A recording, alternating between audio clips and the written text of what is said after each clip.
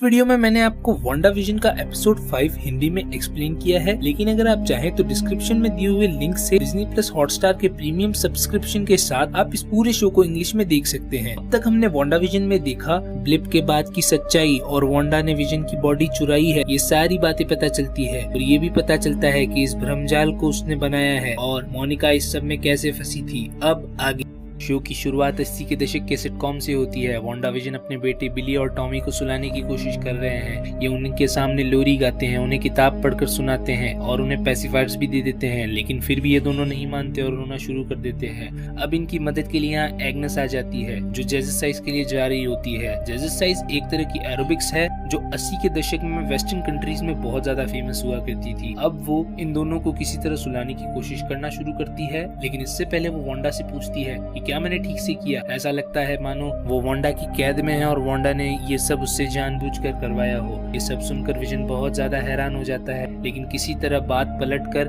Agnes उन दोनों बच्चों को सुला देती है और वो ये भी कहती है कि अगर राल्फ होता तो वो यही करता। यहाँ राल्फ कौन है ये अभी तक हमें नहीं पता। और अब मौका पाकर विजन वांडा से पूछता है आखिर ये क्या था, क्योंकि कहीं न कहीं विजन जान चुका है कि ये सब वांडा ही कर रही है। अभी इनके बच्चे चुप हो जाते हैं। जैसे ही ये पीछे देखते हैं तो बच्चे अपने जूनों से गायब हो जाते हैं और इस बार ये पीछे मुड़कर देखते हैं तो बच्चे अचानक बड़े हो जाते हैं और जो बच्चे कभी 1 साल के थे अब वो 5 से 6 साल के हो चुके हैं। इस पर एग्नेस कहती है बच्चों को तुम कंट्रोल नहीं कर सकते, उनका बढ़ना तय है, जो कि बहुत अजीब बात है क्योंकि अब तक वांडा और विजन अपनी पावर सबके सामने यूज करने से डर रहे थे, लेकिन अब ये सारी चीजें एग्नेस के सामने हो रही है। अब हमें इस भ्रमजाल के बाहर पॉड का हेडक्वार्टर देखने को मिलता है जहाँ पर मोनिका है और उस पर डॉक्टर्स टेस्ट कर रहे हैं, लेकिन टेस्ट में कुछ भी साफ पता नहीं चलता क्योंकि वो उस भ्रमजाल से अभी बाहर आई है। डॉक्टर्स दोबारा टेस्ट लेने के लिए कहते हैं, लेकिन मोनिका इन सब से बचकर जिमी और डॉक्टर ल्यूइस के साथ वार्ड के मेन हेडक्वार्टर्स चली जाती है, जहाँ पर जिमी वांडा की हिस्ट्री बताता है कि उसका जन्म सुकोविया में हुआ था। बचपन में एक बार उसके घर पर स्टार्क इंडस्ट्रीज की मिसाइल गिर गई जिससे उसके माता और पिता की मृत्यु हो गई, लेकिन वो और उसका भाई पिएत्रो किसी तरह बच गए और इन दोनों ने बाद में हाइड्रा को ज्वाइन किया और एवेंजर्स को परेशान किया, लेकिन बाद में एवेंजर्स के साथ मिलकर इन्होंने अल्ट्रॉन को भी हराया और ये दोनों एवेंजर्स बन गए, लेकिन उसका भाई पिएत्रो वहीं मारा गया और क्योंकि वांडा एक एवेंजर है इसलिए उसे सुकोवियन एक्ट मानना होगा। सुकोवियन एक्ट दरअसल सिविल वॉर के समय बना था, जिसके तहत सारे सुपर हीरोज गवर्नमेंट की निगरानी में रहेंगे और बिना गवर्नमेंट के आदेश के वो कोई काम नहीं करेंगे। और यहाँ टाइलर मोनिका से आर्ग्यूमेंट करता है क्योंकि वो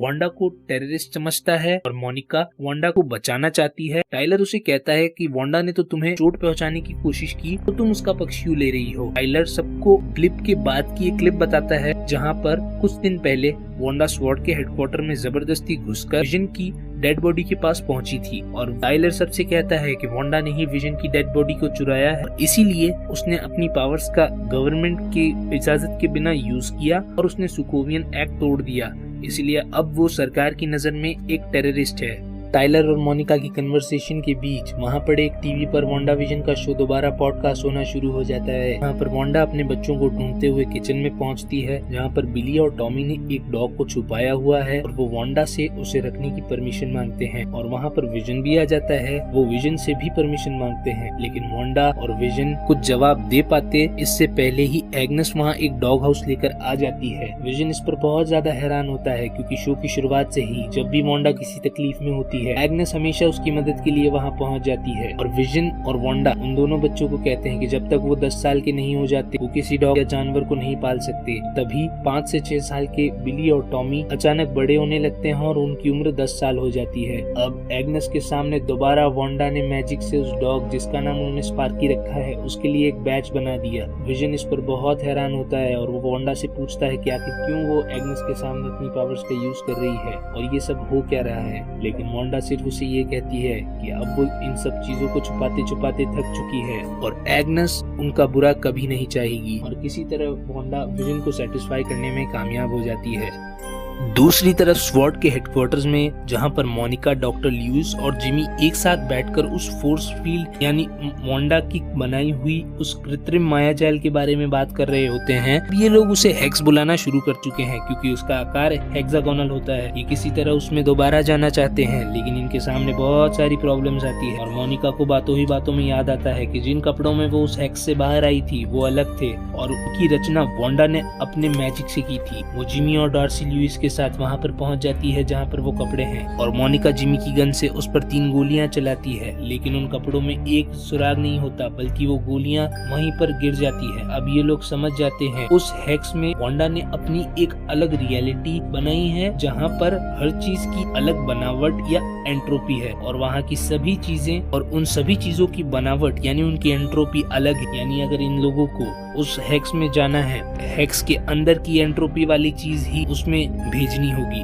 अब हमें कंप्यूटेशनल सर्विसेज का नजारा देखने को मिलता है जहाँ पर विजन कुछ दिन पहले टाइपराइटर पर काम करता था। अब वहाँ पर 80 और 90 के दशक के कंप्यूटर्स आ चुके हैं और वहाँ पर ईमेल्स आना शुरू हो चुकी है। वहाँ पर विजन को डॉक्टर डार्सी ल्यूइस का एक ईमेल मिलता है जिसे जैसे ही वो खोलता है ऑफिस के सारे लोग अजीब तरह से उसे पढ़ने लगते हैं और जोर से हंसने लगते हैं। अब विजन को शक होना शुरू हो चुका है आखिर कुछ न कुछ तो गड़बड़ है और वो इस भ्रमजाल से अनजान है। इसीलिए वो अपने कलीग से बात करता है और अपनी शक्तियों का इस्तेमाल करके उसे वांडा की कैद से आजाद कर देता है। आजाद होते ही नॉर्म अजीब तरीके से रिएक्ट करता है और किसी तरह इस भ्रमजाल से निकलने के लिए विजन से मदद की भीख मांगता है, लेकिन विजन को कुछ समझ नहीं आता, इसलिए दोबारा अपने मैजिक से वो उसे पहले जैसा कर देता है। अब घर का नजारा देखने का मिलता है जहाँ वांडा घर पर बच्चों के साथ खेल रही होती है। तभी वहाँ स्वॉर्ड का एक ड्रोन आ जाता है जिसमें मिसाइल लगी होती है। ये ड्रोन मोनिका और जिमी ने उसी एंट्रोपी के आकार में बनाकर भेजा ताकि वो वांडा से किसी तरह बात कर सके। और इसमें एक मिसाइल होती है जो टाइलर ने लगाई थी, पर इसके बारे में मोनिका और जिमी को कुछ पता नहीं था। वांडा के सामने आते ही टाइलर आदेश देता है कि उस पर हमला करो और उसे खत्म कर दो। मोनिका और जिमी को कुछ समझ नहीं आता।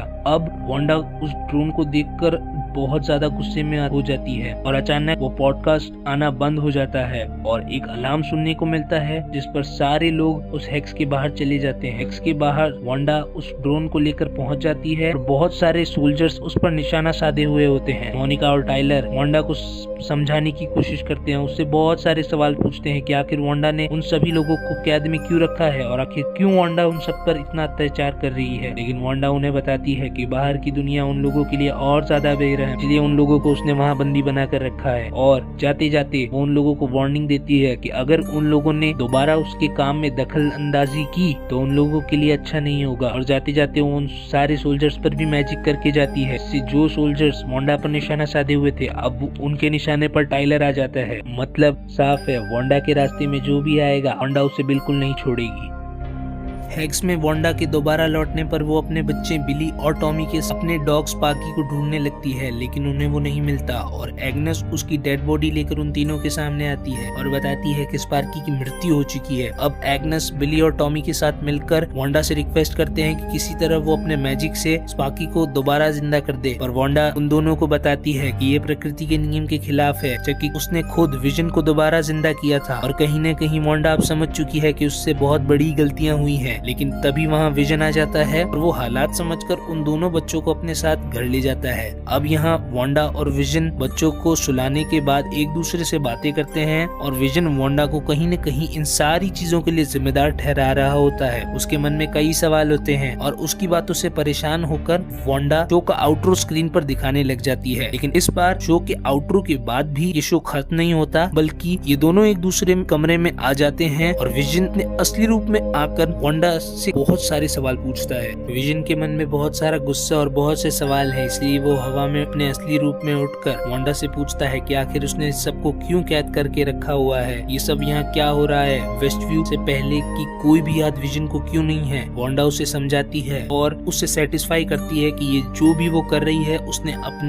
अपने विजन और उन दोनों की फैमिली के लिए किया है, और अगर वो किसी से प्यार करती है तो वो अपने परिवार से। और अब विजन भी किसी तरह शांत हो जाता है और तभी ये दोनों प्यार भरी बातें करने लग जाते हैं कि तभी डोरबेल बजती है और दरवाजे पर एक आदमी होता है। वांडा उसे देखकर हैरान होती है और अब हमें पता चलता है कि ये वांडा का भाई है जिसका नाम है पिएत्रो। मगर ये वो पिएत्रो नहीं है जिसे अल्ट्रॉन ने एवेंजर्स एज ऑफ अल्ट्रॉन में मारा था। लेकिन वांडा को अपने भाई के बारे में ये भी याद नहीं। ये बहुत अजीब बात है, यानी कहीं न कहीं ये बात साफ हो चुकी है कि ये जो भी हो रहा है वांडा इससे बहुत तरीकों से अनजान है और वेस्ट व्यू से पहले की उससे भी कोई याद नहीं है। और यहीं पर वांडा विजन का ये एपिसोड खत्म होता है। इस एपिसोड में भी हमारे सामने बहुत सारे सवाल आए जिनके जवाब हमें अगले एपिसोड्स में मिलेंगे, जिनका लिंक आपको डिस्क्रिप्शन और हमारे चैनल पर मिल जाएगा।